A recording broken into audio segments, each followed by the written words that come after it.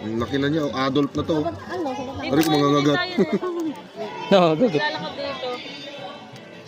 Mangangagat siya.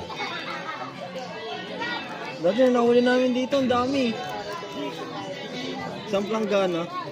Wala laki? Oo. Ano ka lalaki? Kasi lagi nung gabi na nag-high tide.